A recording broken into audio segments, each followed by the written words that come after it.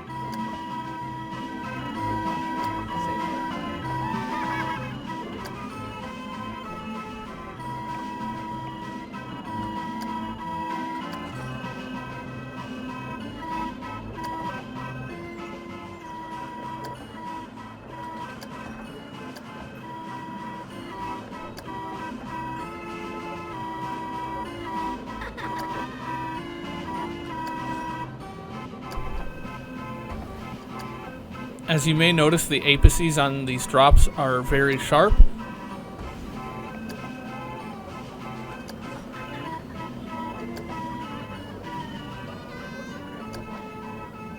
We're going to be fixing that later.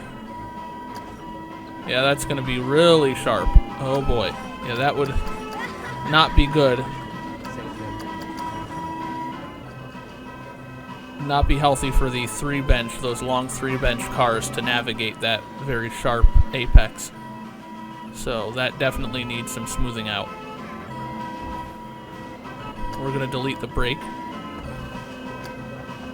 or just make it a little shorter.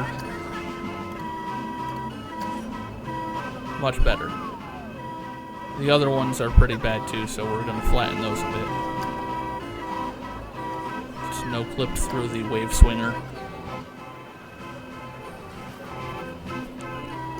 One thing I'm not really a fan of is the camera. It seems to be all over the place when you click on a new track piece.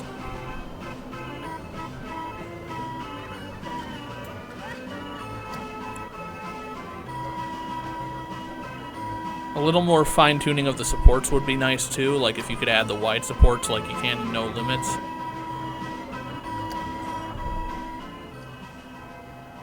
But overall, this is still by far my favorite theme park simulation game.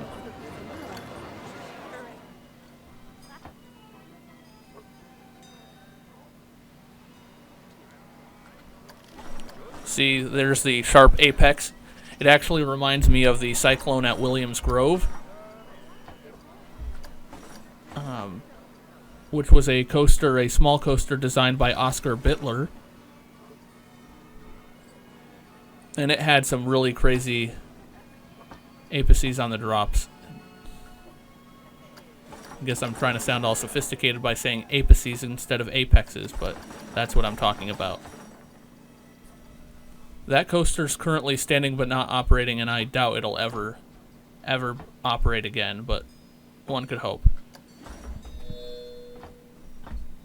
But this coaster is really a mix of PTC coasters designed by John Allen and Herbert Schmeck. It draws a lot of inspiration from the Phoenix coaster at Knoebels, which incidentally used to be known as the Rocket before it was moved there, and this is the Skyrocket.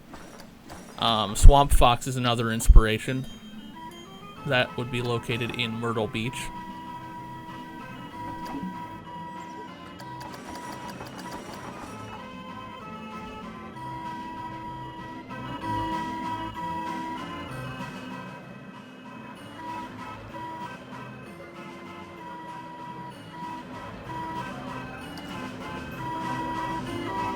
I actually didn't imagine this as an old roller coaster. I imagined this as a newer creation designed by like maybe Martin and Fleming, sort of the Gravity group, that was just designed, or rather patterned after older roller coasters.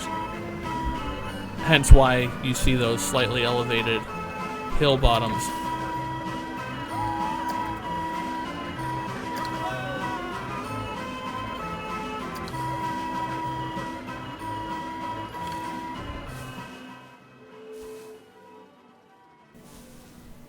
And Martin and Fleming's, by the way, are the company responsible for building a lot of the Gravity Group's designs and resurrecting the Zippin' Pippin, which was apparently Elvis's favorite ride. That's at, what was it? Bay Beach, not Beach Bend. Beach Bend has the Kentucky Rumbler. Bay Beach has the Zippin' Pippin. And that's a double out and back coaster as well, although it's a little strange. It's like the first half is double out and back, and then it has a really long out and back section. It's hard to explain unless you actually see the coaster.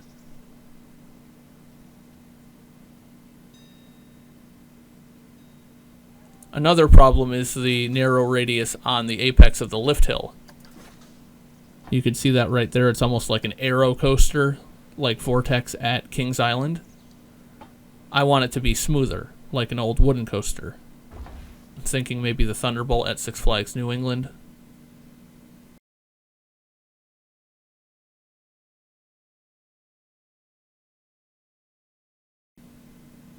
In my parks, I like to have one like more Big Dipper style wooden coaster where it's just up and down and then turns around. And then I like to have the bigger coaster be a wooden twister, like the Cyclone over there, which you may have caught a brief glimpse of. This is kind of a pain in the butt right here. But as you can see, I'm kind of widening that turn radius. I'm going to have to delete some track as well.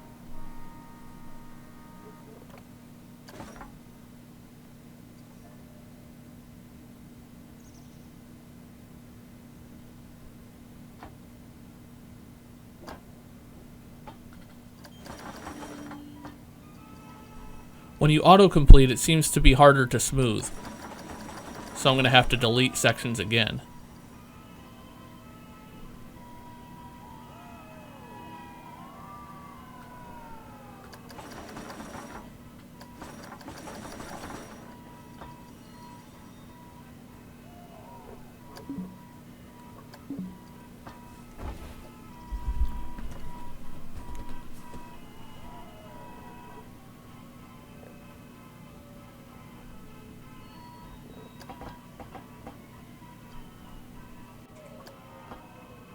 One thing I regret a little bit about this ride is that it only goes in a left turn.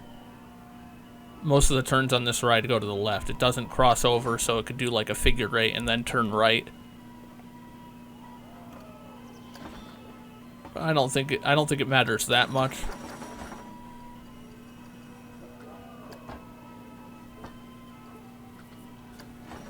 There was a wooden coaster that recently got demolished called Avalanche. It was somewhere in the Wisconsin Dells, and it only made a turn either only left or only right, but it was still an amazing ride, at least from what I've seen in POVs. I've never actually been there. The farthest I've been was Six Flags Great Adventure in New Jersey, and I'm originally from Connecticut. I haven't been to an amusement park since the pandemic, but once it's over, I definitely plan on expanding my horizons, visiting Cedar Point, maybe some of the big names in Pennsylvania like Kennywood, Lakemont Park, Hershey's, Knoebels.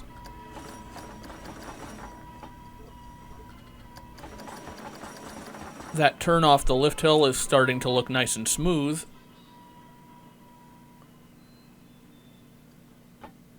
Just going to straighten it out a little bit.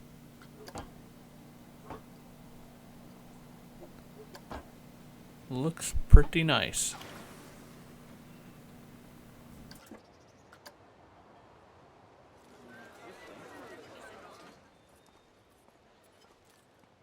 We're just going to do a little more tweaking of the hills on the final stretch.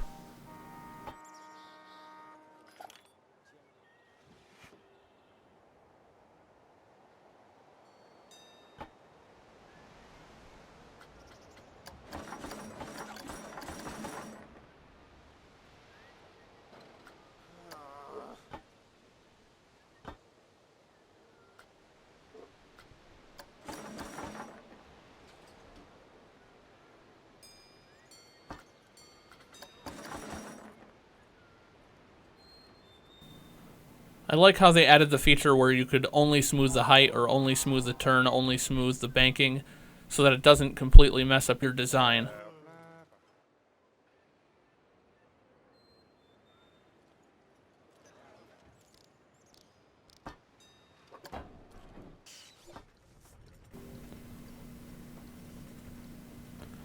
Okay, now we'll be working on the station building. I found this to be quite boring. It's just a flat slab roof, so I'll be spicing it up a little bit.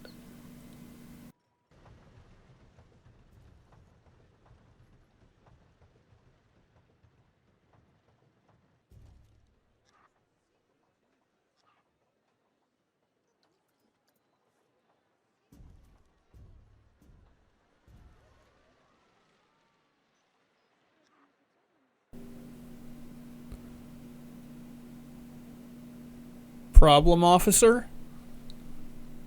Yeah, that's the problem. I accidentally put a beam right in front of where the train would pass through.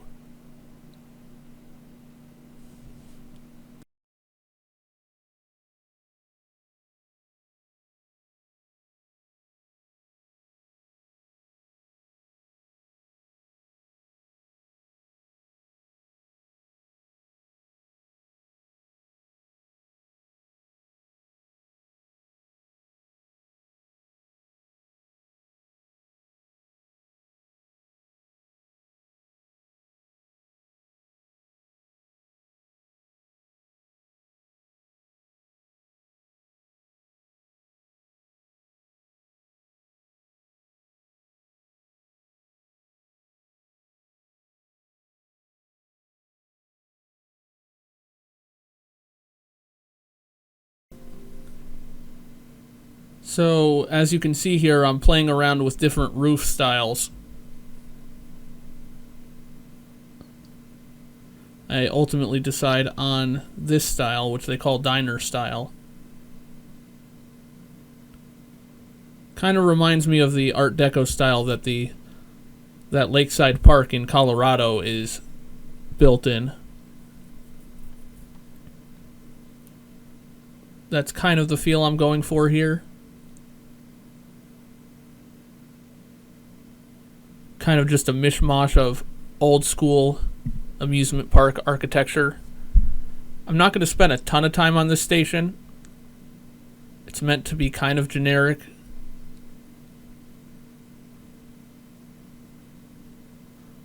I do like the coloration though.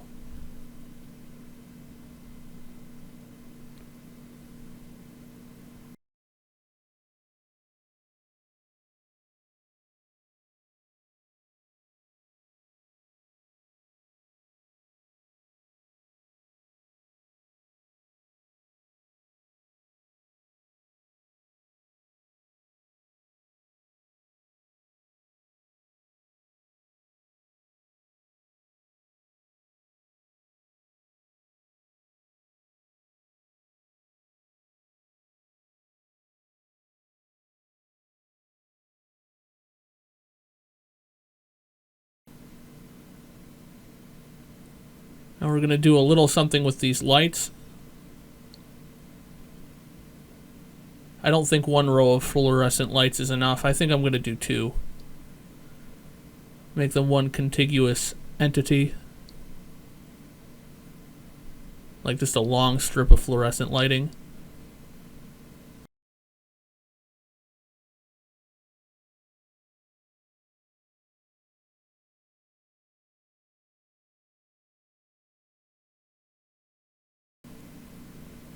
Make sure it's centered. And there we go.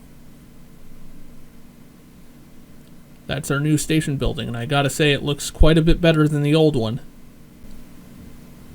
I just recolor it a little bit. I think that's a little light.